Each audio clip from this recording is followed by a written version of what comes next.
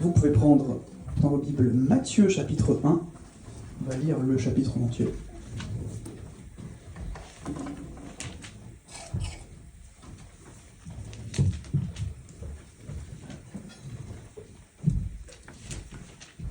La page 617.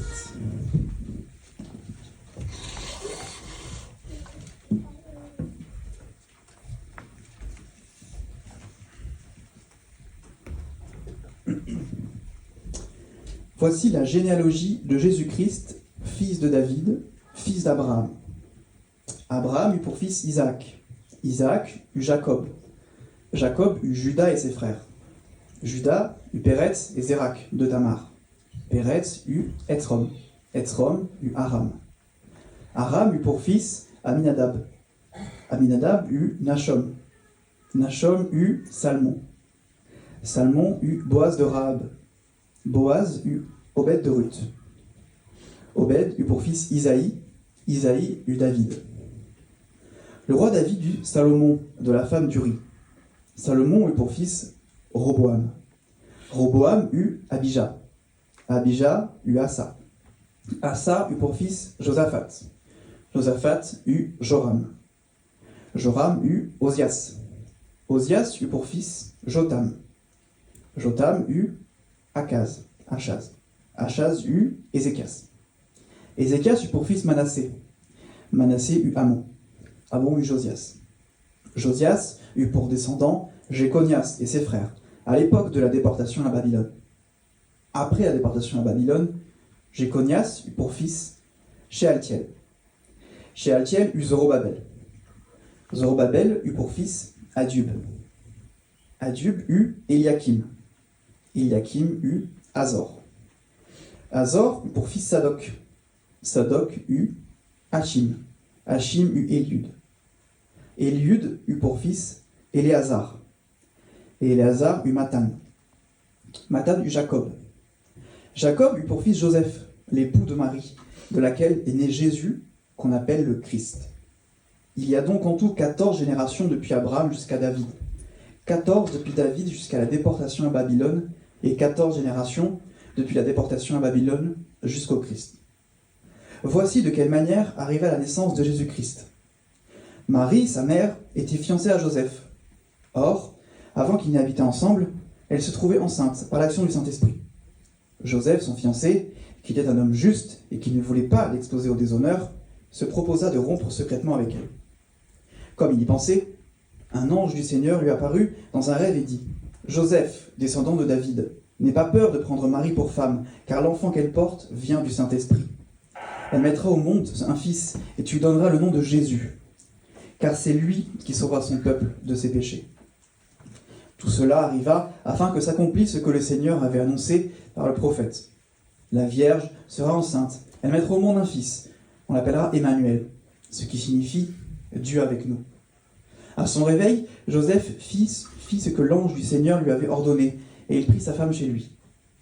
Mais il n'eut pas de relation conjugale avec elle, jusqu'à ce qu'elle ait mis au monde un fils, auquel il donna le nom de Jésus.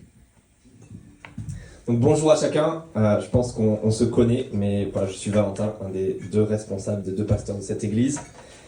Et on va continuer notre série sur Noël durant ce mois de décembre, et particulièrement notre série sur le chapitre 1 de Matthieu, après avoir vu au tout début de décembre Dieu qui est venu vers nous dans la personne de Jésus-Christ avec ces versets relus par Robin en Hébreux 9.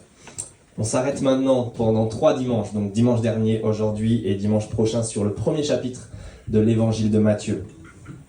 Et ce qu'on avait commencé à voir la dernière fois avec ce premier chapitre, c'est que Noël c'est une histoire de prénoms. Vous vous souvenez peut-être de ça si vous y étiez, ou sinon vous avez juste remarqué cette longue liste de noms, liste généalogique. Et en fait, Noël, c'est une histoire de prénoms parce que c'est la révélation des prénoms de Jésus. Vous en avez 2 au moins qui sont dits explicitement, versets 21 et verset 23 de ce chapitre, de ce qu'on a lu. On l'appellera Jésus, tu lui donneras le nom de Jésus, verset 21, et on l'appellera, verset 23, Emmanuel. Au moins 2 prénoms de Jésus. Mais ce qu'on avait vu la dernière fois, c'est que Jésus a en quelque sorte un nom de famille aussi. Et ce nom de famille qu'on avait vu, c'est Adam. Jésus porte le nom d'Adam, en quelque sorte. Il vient de la grande famille d'Adam, de cette lignée-là. Il est un être humain, il est un adamique, si vous voulez. Il vient de cette grande famille qui est celle de l'humanité, celle de l'homme. Et c'est ce que voulait dire Adam. Adam était ce premier homme, mais il est aussi, son nom veut dire l'homme, l'être humain, l'humanité. Et ce qui signifie, et ce qu'on avait commencé à voir la dernière fois, c'est que Jésus est un être humain véritablement comme nous. Jésus est comme nous. Il est comme nous, et on va voir que ça change tout.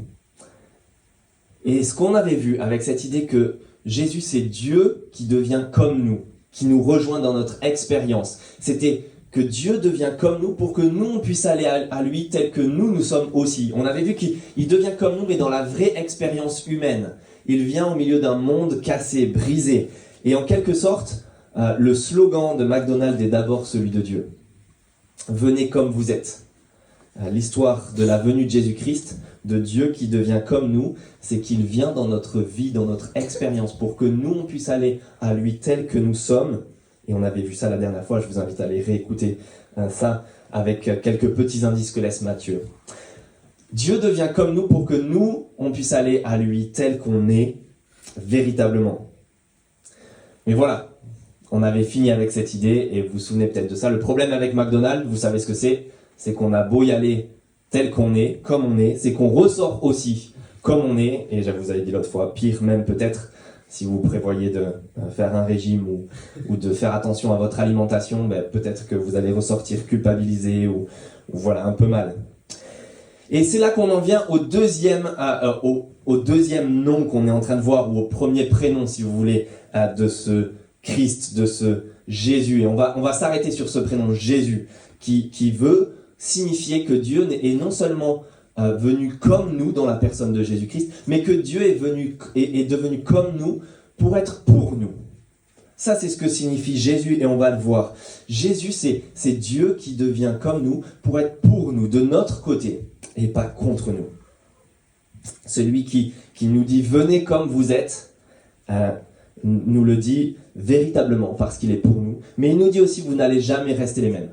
Vous n'allez jamais, si vous venez à moi, vous n'allez jamais en ressortir de la même manière. Dieu est devenu comme nous, mais il est aussi pour nous. Et ça, c'est peut-être la première chose, je sais pas vous, mais parce qu'on a tous envie de changer, au moins dans un domaine. Dans notre vie, et il s'agit peut-être des circonstances, mais combien de personnes, et c'est peut-être vous, combien entreprennent certains changements dans leur vie. Alors, on a parlé de régime, mais de sport, de développement personnel, de thérapie, de parcours, de programme. On y investit beaucoup. Du temps, de l'argent. On change peut-être sa carrière, sa vision, sa direction de vie. On change beaucoup de choses. On change des amitiés, on sacrifie du temps, de l'argent, de l'investissement, des relations, des gens qui nous entourent. Combien de promesses sont basées là-dessus, combien de marketing, combien de business se basent là-dessus, parce qu'on cherche tous un salut. On cherche tous du changement dans un domaine ou un autre. On cherche tous à avancer et bien souvent à changer des choses. Et donc c'est ce que signifie ce Jésus. Jésus, littéralement, c'est Dieu sauve. Dieu sauve, et ça répond à une de nos aspirations fondamentales. On cherche un salut, on cherche un ou plusieurs saluts. Et ce Jésus, c'est ce qu'il veut dire. Dieu sauve. Et vous avez vu, on va s'arrêter sur les versets 18 à 20 notamment, et c'est tout le sens de cette histoire avec une naissance miraculeuse, une naissance venue par le Saint-Esprit, une naissance un peu extraordinaire et invraisemblable, puis l'apparition même d'un ange. Et là, si vous êtes peut-être un occidental, cartésien, logique, ou si certains de vos connaissances le sont, et bien peut-être qu'on se dit, les gens, ou même vous, ont tous un peu. On se dit, c'est quoi cette histoire ? Mais ce qu'il faut qu'on se rende compte, et en se plongeant dans l'histoire et dans la peau des personnages, c'est qu'il faut se rendre compte que Joseph tousse aussi. Vous avez lu ça à la lecture, Joseph tousse. Il n'est pas en train de gober cette histoire d'une naissance miraculeuse par le Saint-Esprit avec tout ça. Joseph, à cette époque et au 1er siècle, n'est pas une personne qui ne réfléchit pas et qui est crédule et naïf et écoute la première histoire venue. Le problème, c'est qu'on l'a lu, ils étaient fiancés, ils étaient ensemble, mais ils ne vivaient pas ensemble. C'est-à-dire qu'ils étaient fiancés, engagés à cette époque, mais ils ne vivaient pas ensemble, ils ne couchaient pas ensemble, tant qu'ils n'habitaient pas ensemble, qui correspondait à la cérémonie du mariage. Et donc Joseph, lui, n'est pas naïf. Cette histoire du Saint-Esprit et tutti quanti, Joseph aurait pu être Jean-Jacques Goldman et chanter à ce moment-là la chanson « Elle a fait un bébé toute seule ». D'accord ? J'imagine un peu la conversation qu'il y a peut-être eu entre Joseph et Marie. Imaginez Joseph à un moment donné, tu te fous de moi. D'accord ? Ne me sors pas la flûte, Marie, etc. Et c'est ce qu'on lit au verset 19 et 20. Joseph, son fiancé, qui pourtant veut bien faire les choses, qui était un homme juste et voulait pas l'exposer au déshonneur, ni se venger, ni la déshonorer publiquement, se propose de rompre, mais secrètement, pour ne pas lui pourrir et lui gâcher sa vie par la suite. Et voici ce qui intervient alors. Comme il y pensait, voici qu'un ange du Seigneur lui apparut dans un rêve et lui dit quelque chose. Et donc il ne faudrait pas croire qu'à cette époque-là non plus, c'est comme si Joseph s'attendait à voir débarquer un ange à n'importe quel moment. Et c'est pour ça en fait qu'on a cette histoire. Il faut l'intervention d'un ange, il faut quelque chose de tout à fait particulier pendant son sommeil, pendant un songe, un rêve particulier, l'apparition d'un ange, parce qu'il y a quelque chose de très particulier dans cette histoire. Parce que justement ce n'est pas banal. Parce que justement Joseph n'y croyait pas. Parce que justement c'était trop invraisemblable pour Joseph. Et vous avez vu ce que dit cet ange. Joseph, descendant de David, n'aie pas peur de prendre Marie pour femme, car l'enfant qu'elle porte vient du Saint-Esprit. Et on va voir qu'il y a quelque chose qui change tout pour Joseph dans ce que dit l'ange. Mais avant ça, j'aimerais vous dire, si on a du mal et si on se replonge un peu dans l'histoire et qu'on aurait du mal, comme Joseph, à concevoir quelque chose de tout à fait miraculeux comme ici, l'intervention, la naissance, la conception d'un enfant sans l'intervention d'un homme et d'une femme. L'enfant qu'elle porte vient du Saint-Esprit, quelque chose de tout à fait miraculeux. J'aimerais juste vous dire, si on a du mal à concevoir ça, il faut, comme j'ai été moi-même émerveillé, il faut juste regarder en quelque sorte pour nous le rendre un petit peu plus possible, vraisemblable et tangible, crédible. Il faut regarder comment se passe une de mes matières préférées lorsque j'ai fait une première année de médecine pour être kiné par la suite, qui s'appelait l'embryogenèse. Et là, vous voyez la conception, comment se passe la création d'un être humain depuis la conception jusqu'à sa naissance. Et c'est tout à fait exceptionnel. Vous avez peut-être regardé ces vidéos de voir tous les stades de développement et vous avez peut-être réfléchi à ça et vous avez dit c'est extraordinaire. C'est absolument extraordinaire de voir que de partir de rien, tout se met en place. Et se met en place dans toutes les structures aussi différentes qu'il doit y avoir, dans toutes ces stades, etc. Et pour ça, on ne fait rien. Mesdames qui êtes enceintes, vous ne faites rien. Même si on le dit, vous êtes en train de créer une vie. En réalité, il faut juste bien dormir, bien manger, bien se reposer, faire attention à sa santé. Mais que vous dormiez ou pas, cela se passe. Cela se fait tout seul. C'est quelque chose d'absolument extraordinaire. Et c'est exactement ce qui se passe ici. Il se passe une création de nouveau. Mais comme c'est le cas pour chaque enfant qui naît, quand vous regardez comment cela se passe, c'est absolument extraordinaire. On ne fait rien pour cela. Et tout est fait d'une manière extraordinaire. Et donc c'est juste un tout petit peu plus extraordinaire qu'il ne faille pas un homme et une femme ici, mais qu'on parte de rien et juste de l'intervention du Saint-Esprit. Mais la chose qui est tout à fait spéciale et qu'on doit regarder avec Marie, comme surtout avec Joseph, pour le croire, c'est qu'en fait, il y a une sorte de recréation de la part de Dieu. C'est comme si Dieu, maintenant, intervient dans l'histoire et recommence tout comme au départ. Comme le jour où le premier être humain n'a pas eu d'homme et de femme, de père et de mère pour sa naissance et sa mise au monde. C'est exactement la même chose qu'il se passe. Et regardez comment l'ange arrive à convaincre Joseph, verset 20. Il lui laisse un petit argument objectif pour que Joseph puisse accepter cette idée. Vous avez vu, descendant de David. Vous avez vu ça, verset, je pense, 20, 19 ou 20. Joseph, descendant de David. Il est en train, en fait, l'ange est en train de planter une petite graine dans l'esprit de Joseph. Vous savez, comme le film Inception. Il lui plante il lui pose l'idée là, et il la laisse germer. C'est comme si l'ange était en train de dire, mais oui Joseph, bien sûr, tu as raison de ne pas croire en une naissance tout à fait miraculeuse, comme si il n'y avait personne et pas de père en quelque sorte. Une naissance miraculeuse qui vient du Saint-Esprit, ça n'arrive pas tous les jours. Ce n'est pas Noël tous les jours. Oui Joseph. Bon, ça, n'appelez pas ça encore Noël, donc l'ange n'a sûrement pas dit ça. Mais l'ange est en train d'approuver ça, mais il lui glisse un petit argument, il lui dit tout à fait, mais réfléchis bien Joseph, tu es un descendant de David.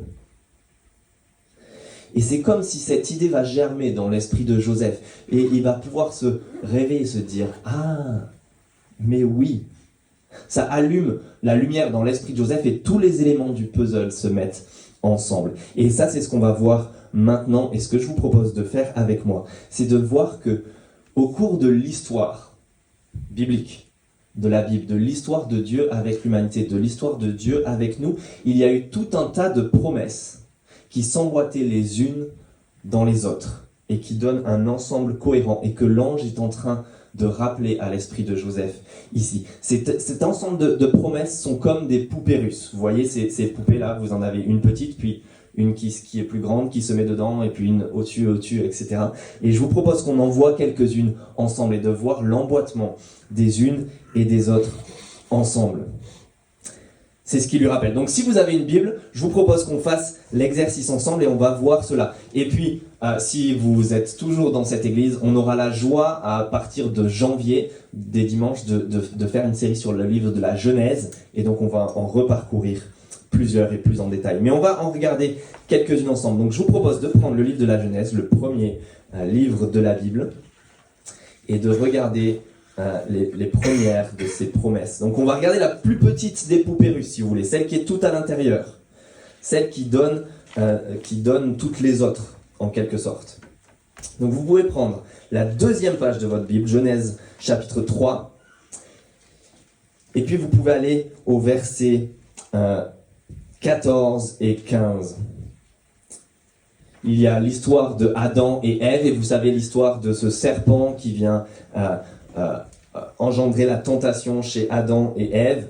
Et Dieu parle au serpent à ce moment-là, une fois que Adam et Ève ont mangé du fruit qui était défendu. Versets 14 et 15. L'Éternel Dieu dit au serpent, « Puisque tu as fait cela, tu seras maudit parmi tout le bétail et tous les animaux sauvages, tu mangeras sur ton ventre et tu mangeras de la poussière tous les jours de ta vie. » Et regardez ce verset 15. « Je mettrai l'hostilité entre toi et la femme, entre ta descendance et sa descendance. Celle-ci, donc la descendance de la femme, t'écrasera la tête et tu lui blesseras le talon. » Voilà la première de ces promesses au tout début de la Bible pour l'histoire d'un salut et d'un rachat. L'idée qu'il doit y avoir une descendance qui vient de la femme, qui un jour écrasera ce serpent et le vaincra. L'idée qu'il doit y avoir une descendance qui recommence cette humanité. Et peut-être que ce n'est pas, on n'y pense pas au premier abord et on le reverra, il y a la promesse d'une descendance de la femme, sans que le père, sans que Adam soit mentionné. Problème de ce père qui a donné naissance à toute une lignée corrompue dont on hérite encore. Comme un problème familial où les enfants héritent des problèmes de leur père. Mais là, il faudra une descendance, quelqu'un qui se différencie du père. Vous voyez, quelqu'un qui est tout autre, qui est la descendance seulement de la femme et pas forcément du père. Mais on y reviendra, je vous propose d'aller à la deuxième de ces poupées, en quelque sorte, qui s'emboîte au-dessus. Donc vous pouvez prendre dans le même livre le chapitre 12. Tournez quelques pages, à la page 9, chapitre 12, et je vais vous lire les 3 premiers versets. On a ici Dieu qui parle à Abraham, donc le père de toute la nation d'Israël, la nation juive. Et voici ce que Dieu lui dit en Genèse 12, versets 1 à 3. L'Éternel dit à Abraham, « Quitte ton pays, ta patrie et ta famille, et va dans le pays que je te montrerai. Je ferai de toi une grande nation. Je te bénirai, je rendrai ton nom grand, et tu seras une source de bénédiction. Je bénirai ceux qui te béniront, et je maudirai ceux qui te maudiront, et toutes les familles de la terre seront bénies en toi. » Vous voyez cette promesse, et prenez rapidement le chapitre 22 aussi, chapitre 22, donc juste un petit peu plus loin, on va juste lire un verset, c'est à la page, pas 15, mais 16. Chapitre 22 de la Genèse au verset 18, c'est Dieu qui parle de nouveau à Abraham, et voici ce qu'il lui dit. Toutes les nations de la terre, ce qu'on avait déjà entendu, seront bénies en ta descendance, parce que tu m'as obéi. Voici ce qui se passe avec Abraham et toute la nation d'Israël qui suivra. On a la suite de cette promesse de la descendance de la femme, mais cette fois-ci qui se concentre sur une famille en particulier, celle d'Abraham. Vous voyez, il y a les mêmes thèmes. L'idée que la bénédiction va passer dans cette famille et dans cette descendance. Mais surtout que cette descendance sera en bénédiction pour toutes les familles, toutes les nations de la terre. C'est comme si cette famille était, vous savez, un médicament soluble que vous mettez dans de l'eau ou du sirop, ou pensez à quelque chose au milieu de l'humanité. C'est la source de bénédiction, mais qui doit être en bénédiction pour toute la terre. Mais ça passe par la descendance au sein de cette famille aussi. Et puis on apprend dans ce peuple, dans cette famille, on va regarder, puisque c'est ce que l'ange dit, descendant de David, on va voir ce que Dieu dit à David maintenant. Donc vous pouvez prendre le deuxième livre de Samuel. Je vais vous donner la page dans quelques instants, si jamais vous ne trouvez pas. 2 Samuel au chapitre 7, c'est la page 218 et 219 qu'on va regarder. Pardon, 219. Tout seul. 2 Samuel. Donc là, c'est Dieu qui parle à David, qui était le roi de cette famille d'Abraham, qui était devenu une nation, un peuple, les Juifs, Israël. Et donc 2 Samuel, chapitre 7, les versets, on va juste lire les versets, je vais vous lire les versets 12, 14 et 16. On va juste piocher un petit peu là-dedans. Mais Dieu parle à David, et voici ce qu'il lui dit au verset 12. « Quand ta vie prendra fin et que tu seras couché avec tes ancêtres, je ferai surgir après toi ton descendant, celui qui sera issu de toi, et j'affermirai son règne. » Verset 14, « Je serai pour lui un père, et il sera pour moi un fils. » Et puis regardez le verset 16, « Ta maison et ton règne seront assurés pour toujours après toi, ton trône sera affermi pour toujours. » Voici la promesse que Dieu avait donnée à David, qu'il y ait une descendance qui continue cette lignée, mais qui soit toujours, qui assure le règne en Israël, et d'une descendance qui assurer un règne éternel, un règne qui ne s'arrêterait jamais, pour toujours. Et là, c'est l'idée, maintenant, au sein de cette grande famille d'Abraham, vous avez une tribu, celle de Juda, d'où est venu David, et une famille, une ligne spécifique qui est celle de David, d'où doit venir le descendant qui va être le héros, qui va être le grand roi, comme l'était David, mais peut-être encore mieux. Cela se développe par la suite, et c'est celui que les Juifs appelaient et appellent encore le Messie. Celui qui devait venir, ce roi, ce héros. Vous savez, comme si vous regardez dans un film, ou ce qu'on attend même dans notre pays, on attend un homme qui nous délivre. Peut-être moins maintenant dans notre système politique, mais quand vous aviez un roi, c'est ce que vous attendiez. Le roi qui est le héros. Vous regardez le film 3 et vous voyez cela dans la personne d'Achille. Il faut un héros, quelqu'un qui nous mène à la victoire, quelqu'un qui va faire tout pour nous et nous en faire profiter. Et ça, c'est ces poupées russes, vous voyez, qui s'emboîtent les unes dans les autres. La descendance de la femme, qui est la descendance d'une famille en particulier, qui est la descendance d'un roi en particulier, David, et qui va remplir tout cela. Et on en revient, si vous revenez à Jésus. Jésus, c'est le prénom qui est aussi celui de Josué. En fait, c'est les mêmes prénoms, juste traduits ou dits différemment, mais Josué comme Jésus, c'est le même prénom. Et donc, toutes ces promesses qui s'emboîtaient se trouvent résumées avec ce prénom Dieu sauve, Josué, Jésus. qui donne le référent de l'idée de cette descendance qui doit apporter le salut, mais qui donne un référent qui était Josué lui-même. Josué était celui qui a poursuivi l'œuvre de Moïse et qui a fait rentrer tout le peuple d'Israël en terre promise. Je vous lis juste, ne le prenez pas, mais je vous lis juste ce que Dieu dit à Josué à l'époque. Chapitre 1, les versets 2 et le verset 6 par exemple. Voici ce que Dieu dit à Josué. « Mon serviteur Moïse est mort, maintenant lève-toi, passe le Jourdain avec tout ce peuple pour entrer dans le pays que je donne aux Israélites. » Tellement de promesses sont données là. Et puis verset 6, « Fortifie-toi et prends courage, car c'est toi qui mettras ce peuple en possession du pays que j'ai juré à leurs ancêtres de leur donner. » Vous voyez dans la figure de Josué, ce qui se passe avec Jésus, c'est une personne, mais qui est là pour le bien de tout le peuple. Voilà ce que devait faire Josué, faire rentrer tout le peuple dans ce que Dieu avait prévu, dans ce qu'il avait prévu pour lui et dans ce qu'il lui avait promis. Voilà qui est ce Jésus. Il est la dernière poupée russe qui englobe toutes les autres, si vous voulez, et qui accomplit toutes ses promesses tout au long de l'histoire, et qui vient faire comme Josué, amener pour tout son peuple une bénédiction à grande échelle. Mais ce qui surprend, vous avez vu, Matthieu chapitre 1, c'est que ce Jésus, ce Josué-là, il va sauver, il va délivrer son peuple de quoi? Vous avez vu? Est-ce que c'est de l'Égypte? Est-ce que c'est du désert? Est-ce que c'est des nations qui sont dans le pays promis? Est-ce que c'est comme à l'époque, au 1er siècle, est-ce que c'est délivrer des Romains de la domination étrangère et de l'empereur romain? Non, vous avez vu Matthieu 1, verset 21. Tu lui donneras le nom de Jésus, de Josué, car c'est lui qui sauvera son peuple de quoi? De ses péchés. De ses péchés. Et voici maintenant le lien de ce nouveau Josué, de ce Jésus, qui accomplit toutes les promesses depuis Adam jusqu'à lui.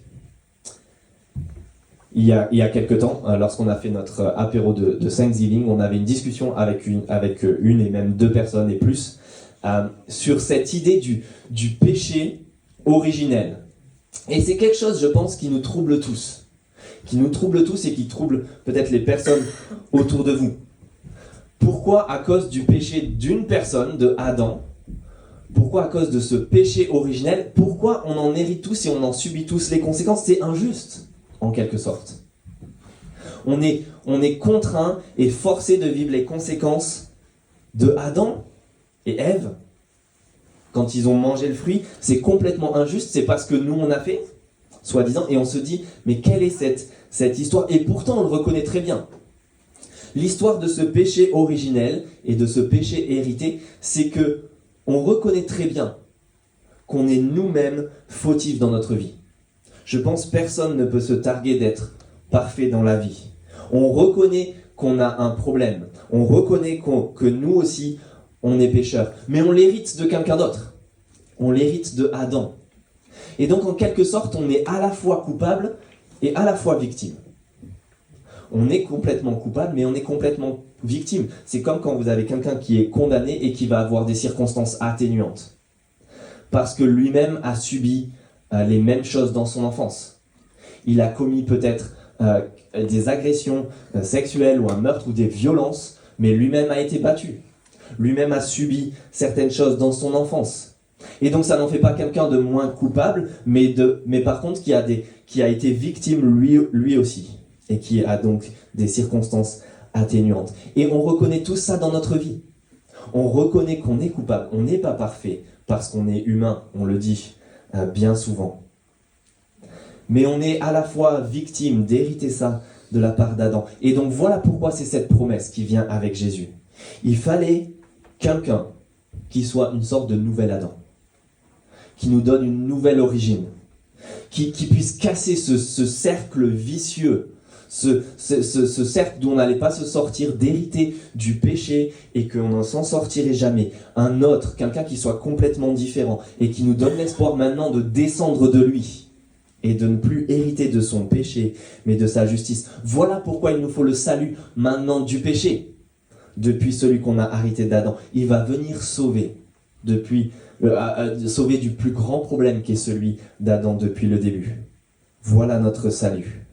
Et alors peut-être qu'on va se dire, très bien, je peux comprendre cette logique, mais c'est pas tellement de ça au jour d'aujourd'hui que je ressens le besoin d'être sauvé. Moi, je ressens le besoin d'être sauvé de tellement d'autres choses dans ma vie. De la souffrance, de tellement de choses qui ne tournent pas rond. Je cherche du changement, oui, ça c'est vrai, dans les circonstances, mais c'est surtout ça qui me préoccupe. Très bien que ce soit l'histoire d'un salut par rapport au péché, mais qu'en est-il du reste ? Et je pense que Matthieu, dans tout son évangile, bien sûr, veut nous dire, c'est que ce salut, ce Jésus, ce Dieu sauve, c'est un salut qui comprend tout, qui nous sauve aussi de notre souffrance, qui nous sauve aussi de ce qu'on se traîne. Mais il veut nous dire que pour un salut complet, il faut s'attaquer d'abord à la racine. Il ne faut pas seulement traiter les symptômes, mais l'origine du mal. Il faut s'attaquer à la racine, il faut guérir la racine. Je me souviens quand j'étais chez mon kiné, je m'occupais de personnes âgées, et vous avez peut-être déjà entendu ça, mais une patiente avait son carrelage fendu à l'époque à cause d'un dégât des eaux, à cause d'une fuite dans le sol.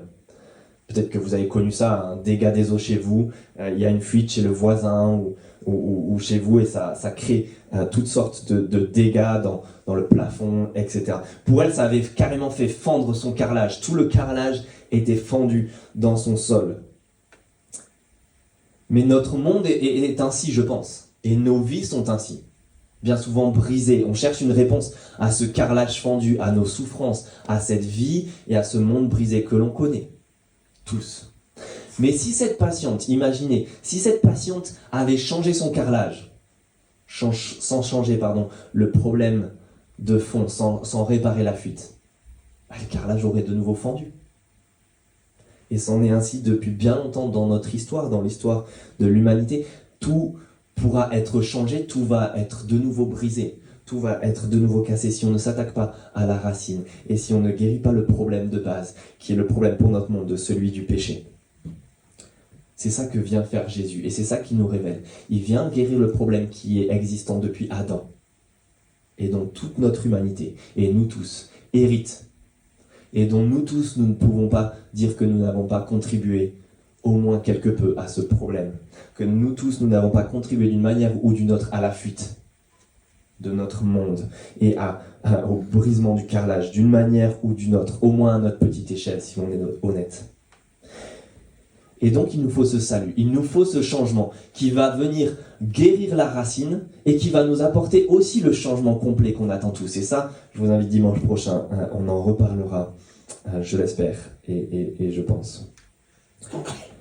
Mais pour le changement à la racine, c'est ça que Jésus est venu faire. Guérir, remplacer, changer, sauver son peuple de ses péchés. Et pour un changement, pour une réparation, si on reste dans la métaphore des travaux, vous savez, il y a deux solutions. Soit vous réparez, soit vous remplacez.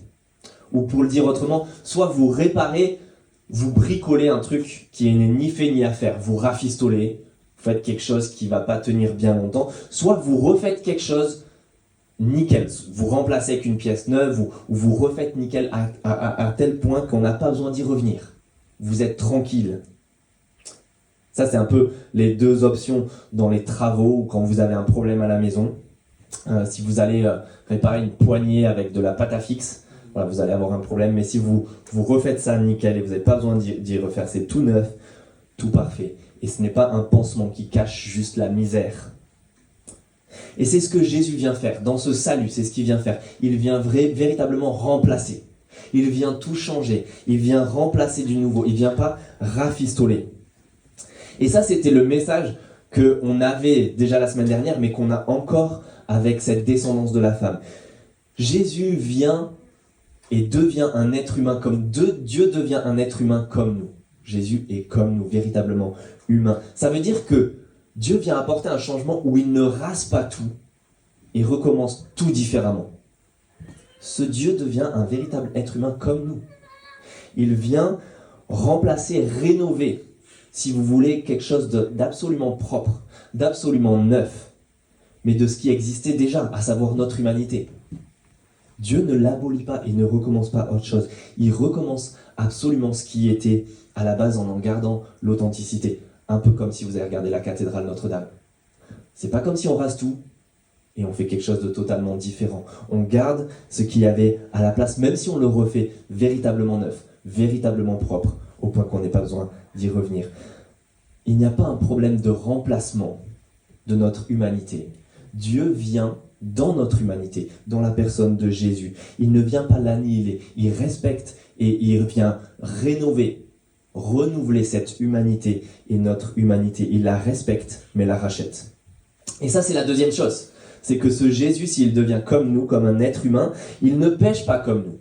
Si vous prenez la page suivante de Matthieu, Matthieu rapporte qu'au moment du baptême de Jésus, une voix se fit entendre du ciel avec ces paroles. « Celui-ci est mon fils bien-aimé, qui a toute mon approbation. » Plus loin, au chapitre 5, Jésus dira qu'il n'est pas venu abolir la loi, mais l'accomplir.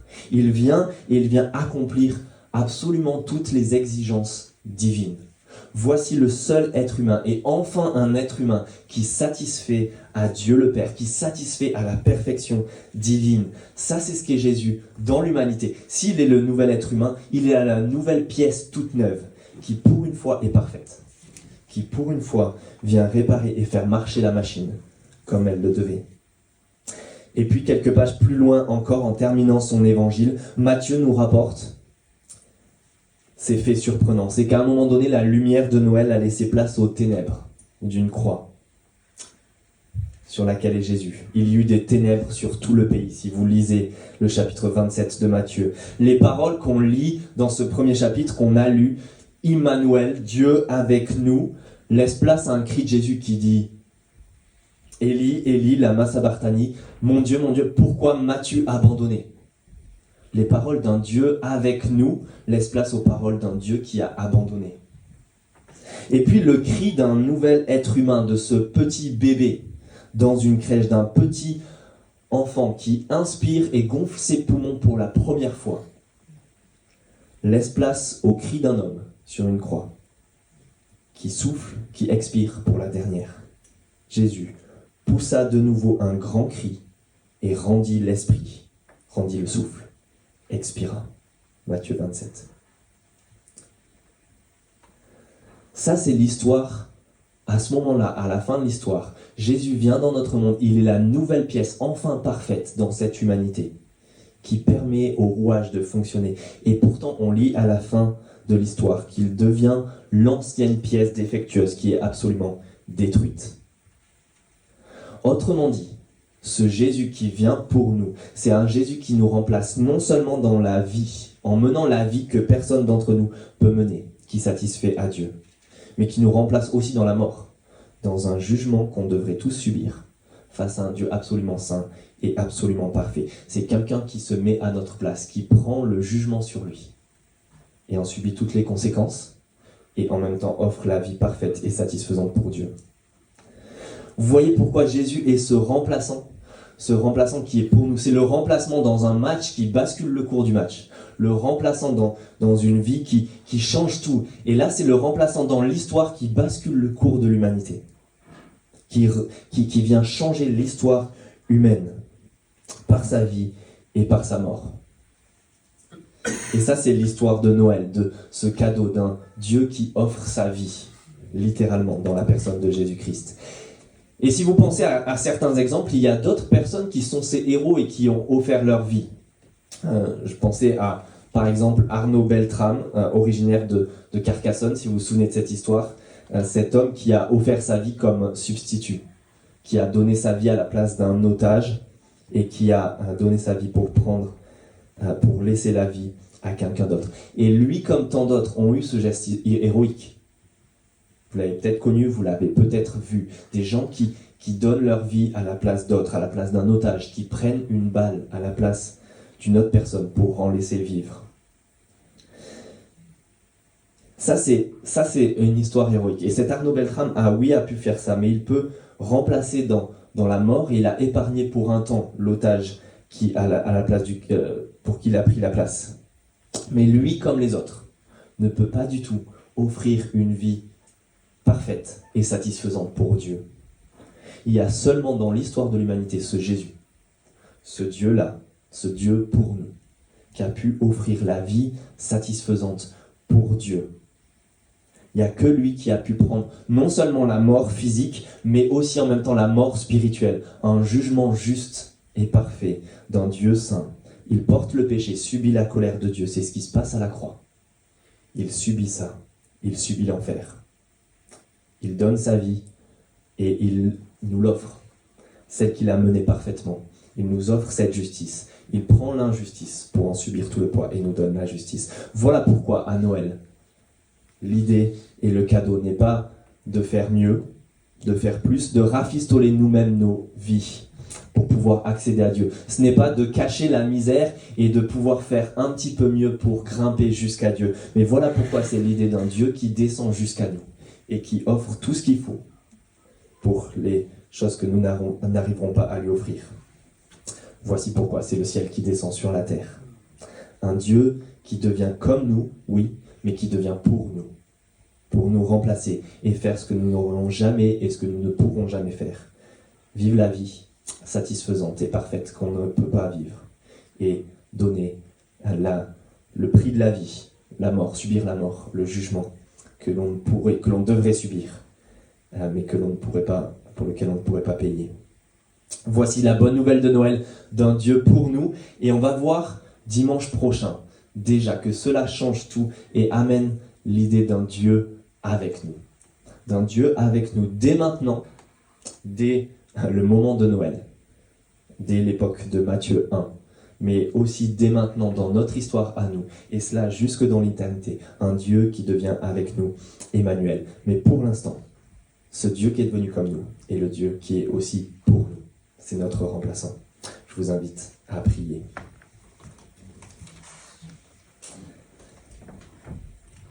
Notre Père, nous voulons te remercier de découvrir et de penser un petit peu plus à Noël. Non pas de nos vies, de ce que nous pouvons faire, mais de ce que toi tu peux faire. Nous voulons te remercier et penser un petit peu plus à ce que toi tu as fait, à ce voyage que tu as entrepris de descendre, de devenir comme nous, pour pouvoir nous remplacer et devenir pour nous, te mettre de notre côté. Et nous te prions que cela puisse nous sauver de nos péchés dès maintenant, nous enlever ce poids, cette culpabilité, que tu puisses prendre ce poids qui pèse sur nos épaules, parce que tu l'as porté dans la personne de ton Fils Jésus-Christ, et que nous puissions aussi comprendre, penser et vivre un petit peu plus la justice et la vie parfaite que Jésus-Christ a menée, et dont il nous revêt, qu'il nous donne gratuitement comme un cadeau, que nous puissions la vivre, l'accepter et nous en revêtir pour être aussi acceptés par toi. C'est ce pourquoi nous te remercions, et c'est ce que nous te prions aussi de nous faire vivre et de nous faire penser en cette période de Noël, pour comprendre aussi dès la semaine prochaine comment tu es devenu ce Dieu avec nous dès maintenant et pour l'éternité. Au nom de Jésus-Christ. Amen.